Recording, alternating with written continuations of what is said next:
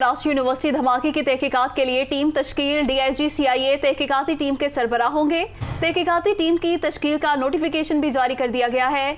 CTD rangers की टीमें धमाके की तहकीकात कर रही हैं। कराची यूनिवर्सिटी धमाके की तहकीकात के लिए टीम तश्कील दे दी गई है। DIG CIA तहकीकाती टीम के सरबराह होंगे। तहकीकाती टीम की तश्कील का नोटिफिकेशन भी जारी कर दिया गया है। CTD रेंजर्स की टीमें धमाके की तहकीकात कर रही हैं। कराची यूनिवर्सिटी धमाके की तहकीकात के लिए टीम तश्कील दे दी गई। DIG CIA तहकीकाती टीम के सरबराह होंगे। तहकीकाती टीम की तश्कील का नोटिफिकेशन भी जारी कर दिया गया है। CTD रेंजर्स की टीमें धमाके की तहकीकात कर रही हैं। गुज़िश्ता रोज़ ये अफसोसनाक वाक़या पेश आया था जामे कराची में। कराची यूनिवर्सिटी धमाके की तहकीकात के लिए अब टीम तश्कील दे दी गई है। DIG CIA तहकीकाती टीम के सरबराह होंगे। जामिया कराची धमाके से मुतल्लिक वज़ीर दाखिला का मुजरिमान को इबरत का निशान बनाने के अज़्म का इजहार। पाक चीन दोस्ती पर हमला हुआ है, पूरी क़ुव्वत से निपटेंगे। वज़ीर दाखिला की जानिब से ये कहा गया है। उन्होंने कहा कि चीनी बाशिंदों की सिक्योरिटी के तमाम ऑपरेटर्स का सिरे नौ जायजा लेंगे, बारीक बीनी से हर पहलू की जांच करेंगे। जामिया कराची धमाका, वज़ीर दाखिला का मुजरिमों को इबरत का निशान बनाने के अज़्म का इजहार। वज़ीर दाखिला ने कहा कि पाक चीन दोस्ती पर हमला हुआ है, पूरी कुव्वत से निपटेंगे। चीनी बाशिंदों की सिक्योरिटी के तमाम ऑपरेटर्स का सिरे नौ जायजा लेंगे। वज़ीर दाखिला ने यह भी कहा कि बारीक बीनी से हर पहलू की जांच करेंगे। रोशनियों के शहर पर दहशत के साए जामिया कराची में कॉमर्स डिपार्टमेंट के करीब यह खुदकुश धमाका हुआ और इसके नतीजे में 3 चीनी बाशिंदों समेत 4 अफराद मारे गए, जबकि 4 जख्मी भी हुए। और वज़ीर दाखिला की जानिब से कहा गया है कि बारीक बीनी से हर पहलू की जाँच करेंगे। और अब आपको बताएं कि अदालत ने हमजा शहबाज से हल्फ लेने से मुतालिक दरख्वास्त पर फैसला सुना दिया है। लाहौर हाई कोर्ट ने कल तक हमजा शहबाज से हल्फ लेने का हुक्म दिया है। अदालत का अपने रिमार्क्स में ये बताना है कि गवर्नर हल्फ नहीं लेते तो किसी और को हल्फ लेने के लिए नामजद किया जाए। गुज़िश्ता 25 रोज से सूबा पंजाब वज़ीर आला के बगैर चल रहा है। लाहौर हाई कोर्ट ने गवर्नर पंजाब की इस्तदा मुस्तरद की और गवर्नर पंजाब ने यह कहा था कि वज़ीर आला पंजाब का इंतखाब गैर आइनी है। चीफ जस्टिस की जानिब से ये रिमार्क सामने आए कि हल्फ में ताख़ीर आइन की खिलाफ वर्जी है। अदालती फैसले की कॉपियां फौरी तौर पर सदर और गवर्नर पंजाब को इरसाल की जाएं। लीगी रहनुमा तालर ने कहा है कि उम्मीद है आज या कल हल्फ बर्दारी की तकरीब होगी। उन्होंने कहा कि अब सदर या गवर्नर के पास कोई रास्ता नहीं बचा, वो मजीद आइन शिकनी नहीं कर सकते। गवर्नर पंजाब ने गवर्नर हाउस को साजिशों का गढ़ बना रखा है। वो लाहौर में मीडिया से गुफ्तगू कर रहे थे। इंशाअल्लाह हम उम्मीद रखते हैं कि आज या कल तकरीब हल्फ बर्दारी मुनक्कद होगी। गवर्नर के पास और सदर पाकिस्तान के पास कोई रास्ता नहीं बचा, कोई ऑप्शन नहीं बची। मज़ीद बहानेबाजी नहीं चलेगी, आइन शिकनी नहीं चलेगी, कानून को पामाल किए जाने का सिलसिला इंशाल्लाह बंद होगा। आप अपने घर चले जाएं, वरना कल तो जाना पड़ेगा। और जो आपने गवर्नर हाउस को साजिशों का मरकज़ बनाया, जो आइन शिकनी का मरकज़ बनाया, उससे गवर्नर के ओहदे की भी बेतौकीरी हुई है, गवर्नर हाउस की भी बेतौकीरी हुई है। और सदर पाकिस्तान ने भी ये साबित किया कि वो पाकिस्तान नहीं, वो इमरान खान के वफादार हैं।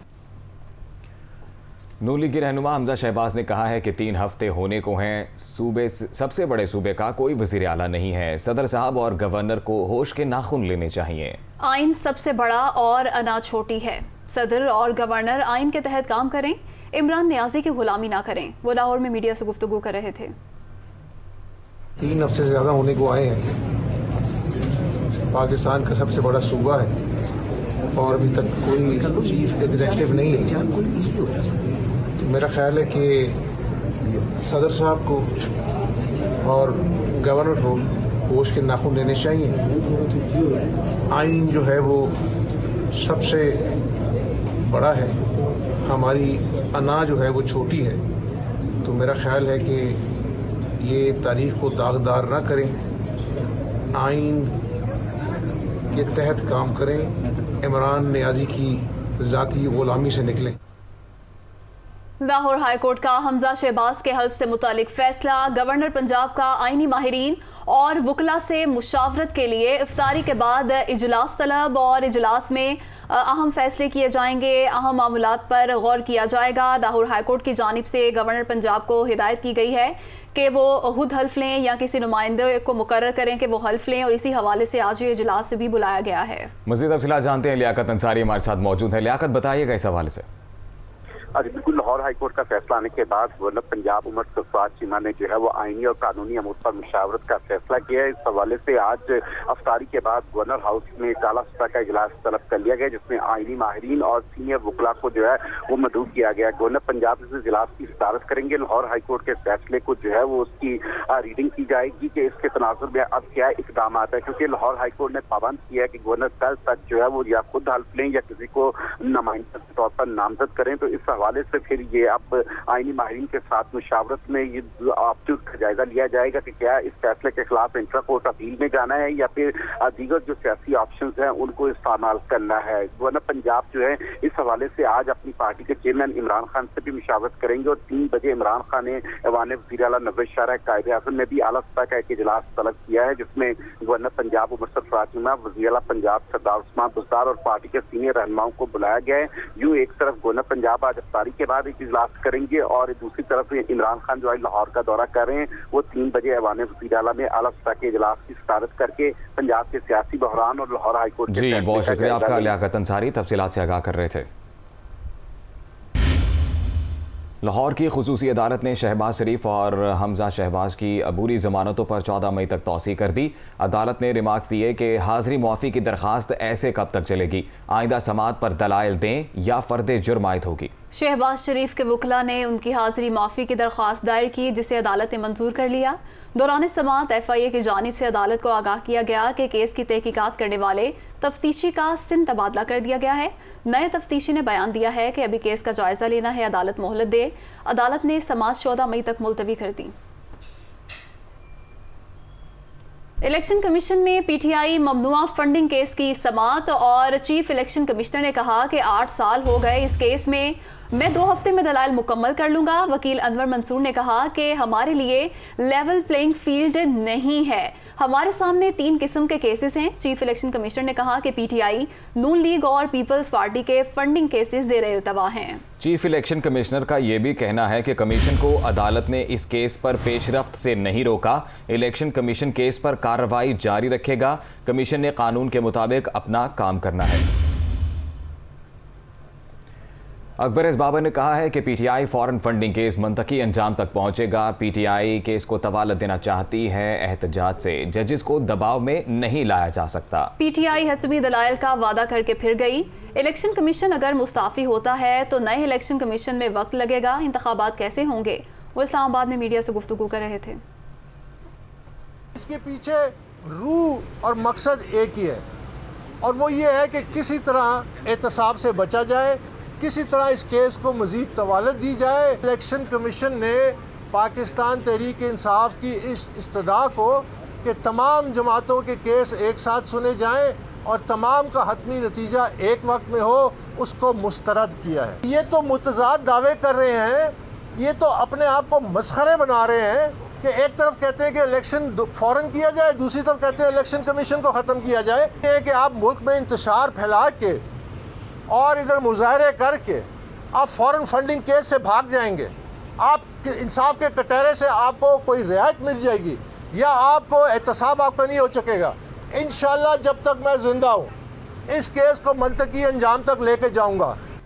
आगे बढ़ेंगे। ईद से पहले आवाम को महंगाई का झटका। नेपरा ने बिजली 2 रुपये 86 पैसे फी यूनिट महंगी करने की मंजूरी दे दी। के इलेक्ट्रिक के लिए बिजली 4 रुपये 83 पैसे फी यूनिट महंगी। इजाफा मार्च की माहाना फ्यूल एडजस्टमेंट की मद में किया गया है। ईद से पहले आवाम को महंगाई का झटका। नेपरा ने बिजली 2 रुपये 86 पैसे फी यूनिट महंगी करने की मंजूरी दे दी है। के इलेक्ट्रिक के लिए बिजली 4 रुपये 83 पैसे फी यूनिट महंगी की गई है। इजाफा मार्च की माहाना फ्यूल एडजस्टमेंट की मद में किया गया। एक तरफ बिजली महंगी हो रही है तो दूसरी तरफ लोड शेडिंग ने ज़िंदगी अजाब बना रखी है। रावलपिंडी में गैर एलानिया लोड शेडिंग का दौरानिया मज़ीद बढ़ गया है। शहरी इलाकों में 10 घंटे जबकि दही इलाकों में 14 से 16 घंटे लोड शेडिंग जारी है। गैर एलानिया लोड शेडिंग पर बात करेंगे अपने नुमाइंदे मंसूर सती से। जी बिल्कुल, रावलपिंडी के मुख्तलिफ इलाकों में बिजली की गैर एलानिया लोड शेडिंग का जो दुरानिया है वो 8 से 10 घंटे से भी तजावज़ कर चुका है। और इसी तरह जो दही इलाके हैं वहाँ पे 14 से 16 घंटे जो है वो लोड शेडिंग की जा रही है। शदीद गर्मी में और रमज़ान में शहरियों को शदीद मुश्किलात का सामना है। और यहाँ पे शिकायत की जा रही है कि खास करके सहर और अफ्तार में गैस की भी लोड शेडिंग की जा रही है। क्या मसाइल हैं, शहरियों से बात करेंगे। ये बताइएगा कितनी देर आपकी लाइट जाती है और कितनी देर बाद आती है, क्या सूरत हाल है बिजली की? लाइट 8 घंटे बाद आती है, कभी जाती है, कोई पता नहीं वापसी आएगी भी कि नहीं। शहरी टाइम 2:30-3 बजे जब शहरी का टाइम होता है गैस चले जाती है। ये लोड शेडिंग बहुत है, गर्मी है, तंग है, नमाज का टाइम होता है, तराबियों का ठीक है, लाइट चले जाती है। ये हालात है। बिल्कुल, बिजली का आने और जाने का कोई शेड्यूल नहीं है। मेरे साथ एक और बुजुर्ग शहरी मौजूद हैं। ये बताइएगा क्या सूरत हाल है आपके इलाके में बिजली की? बिजली की ये सूरत हाल है कि 8 घंटे बाद बिजली जा रही है, कोई पूछने वाला नहीं, कोई पूछने नहीं, बस ये हिसाब है। ना नमाज पढ़ सकते हैं, ना कोई इबादत कर सकते हैं गर्मी की वजह से। जी बिल्कुल, शदीद गर्मी और बिजली की गैर एलानिया लोड शेडिंग से शहरियों की मुश्किलात में मजीद इजाफा होता जा रहा है। और अब जो जिसका दुरानिया है वो 8 से 10 घंटे से भी तजावज़ कर चुका है, जिससे शहरी इलाकों में खास करके पानी की भी किल्लत पैदा हो गई है, क्योंकि ट्यूबवेल्स नहीं जा रहे, जिसकी वजह से जो पानी भी शॉर्टेज हो गया मुख्तलिफ इलाकों में। जी शेख रशीद का कहना है कि कमोपेश 100 मतलूब मुल्ज़िमान चार्टर तैयारों पर सऊदी अरब जा रहे हैं। उलमा ही बताएं कि इस उम्रे की दीनी, आइनी और कानूनी हैसियत क्या होगी। शेख रशीद ने कहा कि कौम के इम्पोर्टेड हुकूमत से नफरत के जज्बात सामने हैं। साबिक वज़ीर दाखिला शेख रशीद का कहना है कि कमोबेश 100 मतलूब मुल्ज़िम चार्टर तैयारों पर सऊदी अरब जा रहे हैं। उलमा ही बताएं कि इस उम्रे की दीनी, आइनी और कानूनी हैसियत क्या होगी। कौम के इम्पोर्टेड हुकूमत से नफरत के जज्बात सामने हैं। शेख रशीद की जानिब से कहा गया कि कमोबेश 100 मतलूब मुल्ज़िम चार्टर तैयारों पर सऊदी अरब जा रहे हैं। और ये भी कहा कि उलमा ही बताएं कि इस उम्रे की दीनी, आइनी और कानूनी हैसियत क्या होगी। और उनकी जानिब से ये भी कहा गया कि कौम के इम्पोर्टेड हुकूमत से नफरत के जज्बात सामने हैं। साबिक वज़ीर दाखिला शेख रशीद का यह बयान सामने आया है। वो कहते हैं कि कमोबेश 100 मतलूब मुल्ज़िम चार्टर तैयारों पर सऊदी अरब जा रहे हैं। आगे बढ़ेंगे, हम खबर आप तक पहुंचाएं। मरियम नवाज ने पासपोर्ट वापसी की दरख्वास्त वापस ले ली है। उनकी जानिब से दरख्वास्त की गई थी कि उम्रे की अदायगी के लिए जाना है, पासपोर्ट वापस किया जाए, और अब पासपोर्ट वापसी की दरख्वास्त वापस ले ली गई है। अशफाक से जानेंगे इस हवाले से मुतल्लिक। मोहम्मद अशफाक, बताइए क्या वजह सामने आई है, क्यों ये दरख्वास्त वापस ली गई? जी बिल्कुल, 21 अप्रैल को मरियम नवाज ने पासपोर्ट की वापसी के लिए दरख्वास्त दायर की थी और ये कहा था कि वो उम्रे की सआदत हासिल करना चाहती हैं और उनकी दरख्वास्त मंजूर की जाए और पासपोर्ट वापस किया जाए। जिसके बाद लाहौर हाई कोर्ट के 3 डिवीजन बेंचेज ने ज़ाती वजूहात की बुनियाद पर मरियम नवाज के केस की समाअत से माजरत की थी। और आज चौथा बेंच जस्टिस अली बाकर नशवी और जस्टिस सरदार अहमद नईम पर मुश्तमिल था।